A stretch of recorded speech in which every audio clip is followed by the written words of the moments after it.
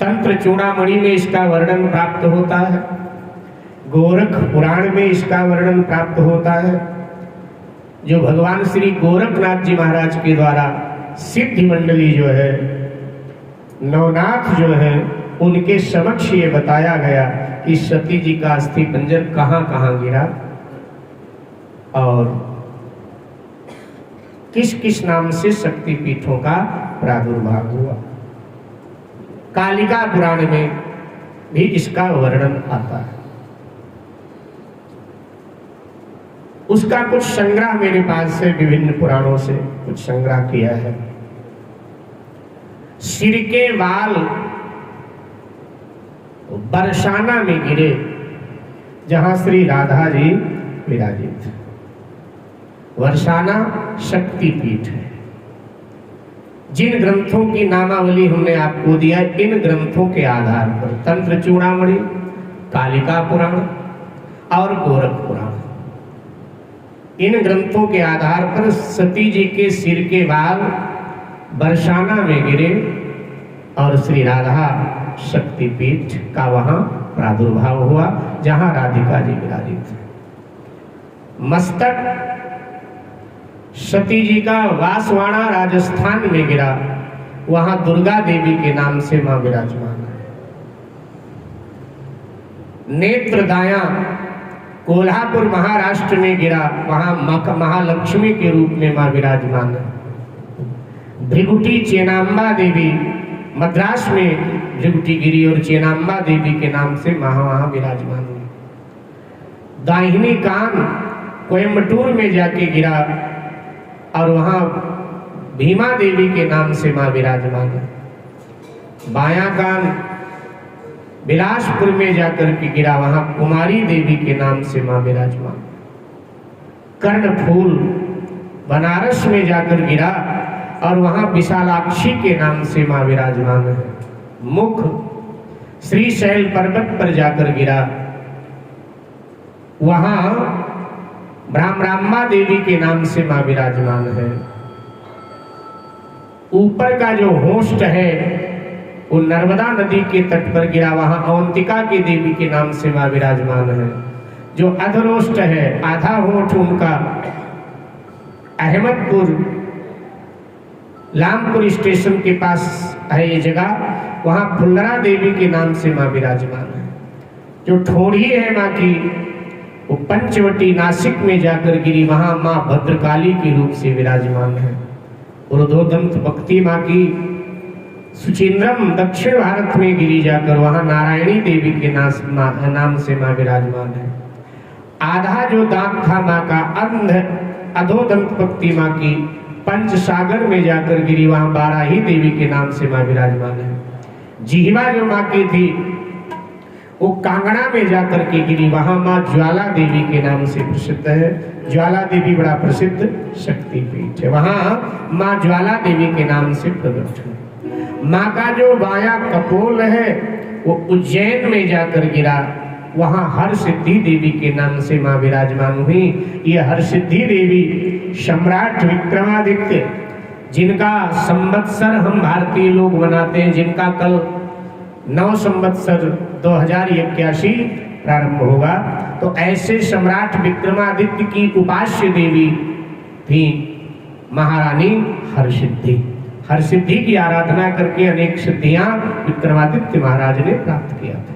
16वां स्थान बताते हैं कि कंठ माने ग्रीवा जम्मू कश्मीर में गिरा, जहां वैष्णवी देवी के नाम से, वैष्णो देवी के नाम से मां की प्रसिद्धि। गले का हार जाकर के गिरा है मैहर में, जहां शारदा शक्तिपीठ के नाम से मां जानी जाती है। मां शारदा के रूप से ये भी बड़ा प्रसिद्ध शक्तिपीठ है, इसकी महिमा भी बहुत प्रसिद्ध है। हाथों की उंगलियां अक्षय वट के पास प्रयागराज में जाकर गिरी, वहां ललिता देवी के नाम से मां प्रसिद्ध हुई। दाहिनी हथेली विंध्याचल पर गिरी, मिर्जापुर जिले में विंध्यवासिनी के नाम से मां प्रसिद्ध हुई। बाई भुजा उत्तर प्रदेश बलरामपुर जिले में तुलसीपुर रेलवे स्टेशन के पास जाकर गिरा, वहाँ माँ जगदम्बा पाटेश्वरी देवी के नाम से देवी पाटन नाम की वो जगह है, जहाँ पाटेश्वरी देवी के नाम से देवी पाटन में माँ विराजित है। जिला बलरामपुर, उत्तर प्रदेश, तुलसीपुर रेलवे स्टेशन के नजदीक पड़ता है। ये भी बड़ा प्रसिद्ध शक्ति पीठ है। छाती माँ की वैद्यनाथ झारखंड में गिरी, वहां माँ त्रिपुर सुंदरी के नाम से प्रसिद्ध है। माँ का कंकण सियालदाह में जाकर गिरा, वहां मंगल चंडी के नाम से माँ प्रसिद्ध हुई। माँ की दोनों कलाई पुष्कर के पास गिरी, वहां गायत्री देवी के नाम से माँ की प्रसिद्धि हुई।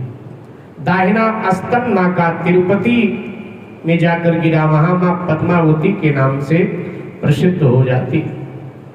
बायां स्तन माँ का जलंधर में जाकर गिरा, वहां विश्वमुखी देवी के नाम से देवी तालाब माँ प्रसिद्ध होती है। नाभि जगन्नाथपुरी में जाकर गिरी, वहां भीमासुरी विमला देवी के नाम से माँ की प्रसिद्धि हुई, इस नाम से माँ विराजित हुई। पेट गिरनार गुजरात में जाकर गिरा, वहां अंबिका देवी के नाम से माँ प्रसिद्ध हुई। और पीठ माँ का जाकर के तिरुनेलवेली में गिरा, वहां कन्याकुमारी के नाम से दक्षिण भारत में माँ विराजमान हुई। दाहिना नितंब माँ का अमरकंटक में जाकर के गिरा, जहां से नर्मदा का उद्गम है, वहां सोनाक्षी के नाम से नर्मदा देवी भी उनका एक नाम वहां बोला जाता है, माँ प्रसिद्ध हुई। और माँ का जो नितंब है वो जाकर के काली घाट कलकत्ता में गिरा, और वहां माँ कालिका देवी के नाम से प्रसिद्ध हो जाती है। कुछ क्षण माँ के नाम का आश्रय ले फिर आगे बढ़ते हैं।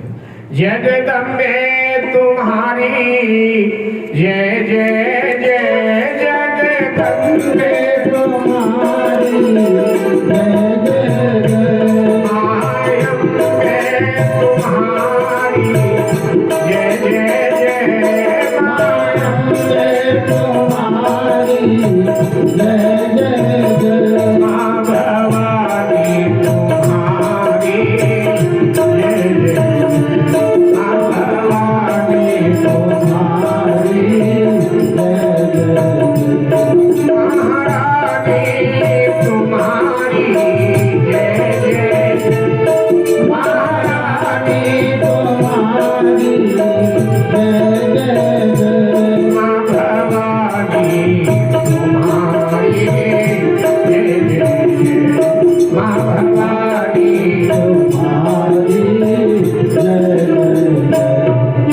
योनि गुवाहाटी में जाकर गिरा, वहां माँ कामाख्या देवी के रूप में प्रसिद्ध हुई। ये तंत्र की पीठ कही जाती है। कामाख्या देवी की भी बड़ी प्रसिद्धि विश्व में है। उधर नला नैमिषारण्य तीर्थ में जाकर गिरा, जहां माँ ललिता देवी के नाम से विराजित हुई, प्रसिद्ध हुई। दाहिनी जंघा माँ की शिलांग में जाकर गिरा, जहां जयंती देवी के नाम से माँ प्रसिद्ध हुई। बाई जंघा अजंता गुफा के पास में अनवा नाम का ग्राम है, वहां जाकर गिरा, वहां तुलजा भवानी के रूप में माँ की प्रसिद्धि हुई। तुलजा भवानी के रूप में माँ विराजित हुई। ये तुलजा भवानी छत्रपति शिवाजी महाराज की कुल देवी। तुलजा भवानी की आराधना उपासना करके छत्रपति शिवाजी ने ऐसा शौर्य प्राप्त किया, बल प्राप्त किया माँ की आराधना से, कि औरंगजेब जैसे दुर्दंत को भी उन्होंने नाकों चने चबवा दिए।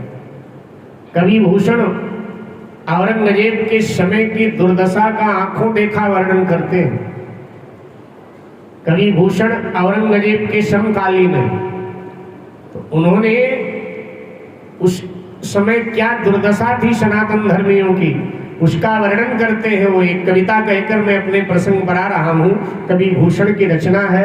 वो आंखों देखी दुर्दशा का वर्णन करते हुए लिखते हैं कि दुराधर्ष कुंभकर्ष अवतारी औरंगजेब, काशी और प्रयाग में दुहाई फेरी रब की। काशी और प्रयाग में दुहाई फेरी रब की, तोड़ डाले देवी देव शहर और मोहल्लों के, लाखों मुसलमान किए माला तोड़ी सब की। लाखों मुसलमान किए, माला तोड़ी सबकी। अरे काशी करबला होती, मथुरा मदीना होती, अगर शिवाजी न होते तो सुन्नत होती सबकी, अगर शिवाजी न होते तो सुन्नत होती सबकी। तो ऐसे शिवाजी की जो उपास्य देवी थी वो तुलजा भवानी थी। तुलजा भवानी की उपासना करके शिवाजी ने जो वल मां से प्राप्त किया, उससे सनातन धर्म की रक्षा किया। दाहिने पैर की उंगलियां माँ की बंगाल में जलपाई नाम के स्थान पर गिरी और वहां माँ भ्रामरी देवी के नाम से विराजित हुई। बाएं पैर की उंगलियां माउंट आबू राजस्थान की पहाड़ी पर गिरी, वहां अर्बुदा देवी के नाम से माँ विराजित हुई। माँ का गुल्फ जाकर के कुरुक्षेत्र में गिरा, वहां माँ भद्रकाली के रूप में विराजमान हुई। दाहिने पांव का अंगूठा बंगाल में क्षीर सागर वर्धमान नाम के क्षेत्र में गिरा, वहां भूतधात्री देवी के नाम से मां प्रसिद्ध हुई। बाएं पैर का अंगूठा मदुरा दक्षिण भारत में जाकर गिरा, वहां मीनाक्षी देवी के नाम से मां प्रसिद्ध हुई। मीनाक्षी देवी भी प्रसिद्ध शक्तिपीठ है।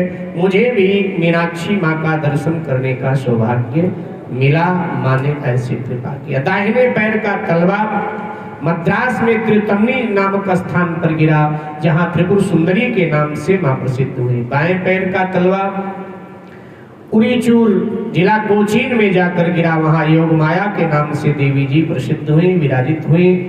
अस्थि पंजर का कुछ हिस्सा जाकर दक्षिण भारत में शिवकांची नाम के स्थान पर गिरा, वहां कामाक्षी के नाम से मां प्रसिद्ध होती है।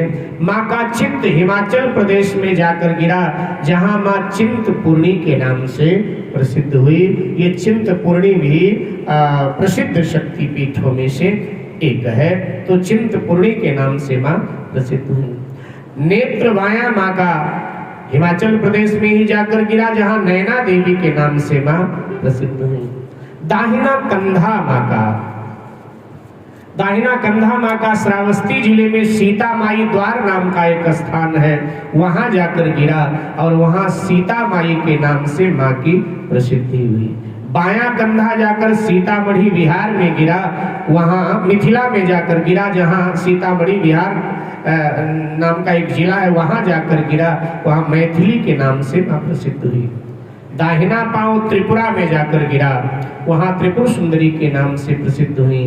उधर नली नलहट्टी बंगाल में जाकर गिरा, जहां काली देवी के नाम से मां प्रसिद्ध हुई।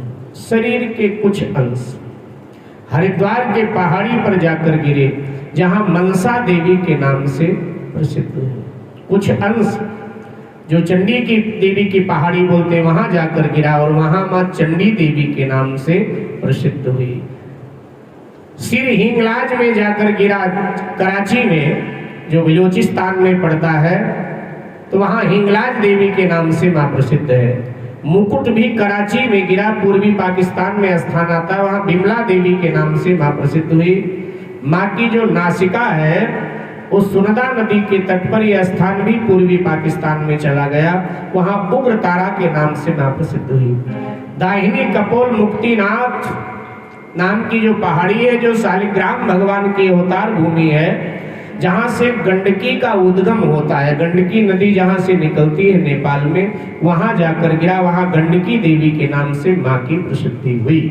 बाईं हथेली मानसरोवर कैलाश तिब्बत में जाकर गिरा, वहां दक्षायणी नाम से मां प्रसिद्ध हुई। दाहिनी भुजा चटगांव बांग्लादेश में जाकर गिरा, वहां जो बांग्लादेश अब है, पहले भारत था, वहां भवानी देवी के नाम से मां प्रसिद्ध हुई। दोनों घुटने नेपाल में बागमती नदी के तट पर काठमांडू में जाकर गिरे, वहां गुहेश्वरी देवी के नाम से मां की प्रसिद्धि हुई। जो पैर का कड़ा है वो लंका में जाकर गिरा, वहां इंद्राक्षी और कई लोग उसको शिवानी भी कहते हैं, इस नाम से मां की प्रसिद्धि हुई। पुराणकार कहते हैं इसके अतिरिक्त अन्य शक्तिपीठों की नामावलियां ही पुराण में आई, क्योंकि श्लोक गायब है, श्लोक जो है वो गायब है पुराण के। तो अनुवाद जिन्होंने पुराण का किया तो उन्होंने कुछ नामावलियां आगे दे दिया कि इसके अतिरिक्त अपूर्णा, श्री सुंदरी, कपालिनी, विश्वेशी, योगेश्वरी, नंदिनी देवी, ढाकेश्वरी देवी आदि शक्तिपीठ हैं जो विदेशों में ही छूट गए हैं।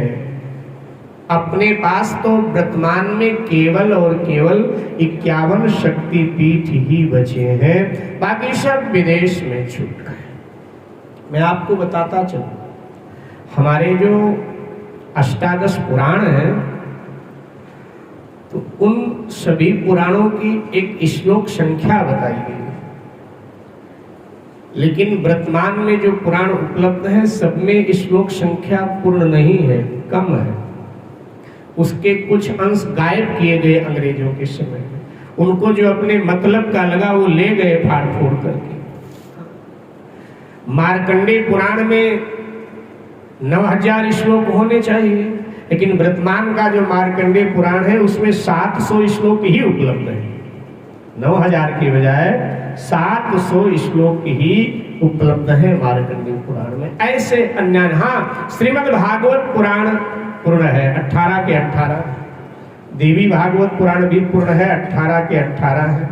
कारण क्या है कि इन पुराणों को कहने सुनने की परंपरा रही है, तो इसलिए ये पुराण हमारे जो ऋषि मुनि थे, उसके बाद में उनके परंपरा में जो शिष्य आए, जो विद्वान जन आए, ब्राह्मण जन, उनको कंठस्थ होते थे। तो इसलिए अब जो कंठस्थ है उसको कहां से छीनोगे हमसे? तो इस वजह से जो है केवल अनुवाद आया, हिंदी अनुवाद, श्लोक नहीं आया, स्थानकों के नाम भी गुप्त हो गए। मेरे भाई बहन, आप सबको पता है कि बृहत्तर भारत कितना बड़ा था, कितना बड़ा था भारत, लेकिन अब भारत कितना छोटा हो गया। क्योंकि हमारी आदत है ना गंवाने की, गंवाने के बाद में ही हमको होश आता है। किसी कवि ने लिखा है कि सब कुछ गंवा के होश में आए तो क्या किया, सब कुछ गंवा के होश में आए तो क्या किया, और दिन में अगर चिराग जलाए तो क्या किया, सब कुछ गंवा के होश में आए तो क्या किया। वो तो जो आस्तिक समाज है, हमारे सनातन बंधु कुछ दिन पहले चिंतित थे, खासकर हमारे संत महात्मा, उनको लगता था कि वैष्णो देवी शक्तिपीठ भी कहीं हमसे छीन न जाए। लेकिन जब धारा 370 हटाई गई तब ये उम्मीद जगी कि नहीं, अब नहीं छीनेगा। अब जितना है उतना तो अपने पास रहेगा, अब छीनने वाला नहीं है। तो मेरे भाई बहन, अब अपने पास 51 शक्तिपीठ बचे हैं और हमको जागते रहना चाहिए। हम कई बार सो जाते हैं, सनातनियों को नींद आती बहुत है। सब कुंभकर्ण के सगे भाई बहुत सोते, धर्म के नाम पर बहुत सोते, इनको इतनी नींद आती, नहीं तो धर्म शब्द सुनते ही दूसरे लोग जाग जाते हैं, और यहाँ धर्म शब्द सुनते ही थोड़ा और चादर ओढ़कर मुंह ढक लेते हैं, सो जाते हैं। बस यही हमारी कवि ने हमें ये दिन दिखाया है, और ये कमी दूर होनी चाहिए। धर्म के नाम पर जाग जाओ, अपने धर्म की रक्षा करनी चाहिए। और ध्यान देना, सनातन धर्म का सूत्र धर्मो रक्षति रक्षता, जो धर्म की रक्षा करता है धर्म भी उसकी रक्षा करता है, जो धर्म की रक्षा नहीं करता धर्म कभी उसकी रक्षा नहीं करता है। इसलिए हमें धर्म की रक्षा करनी चाहिए।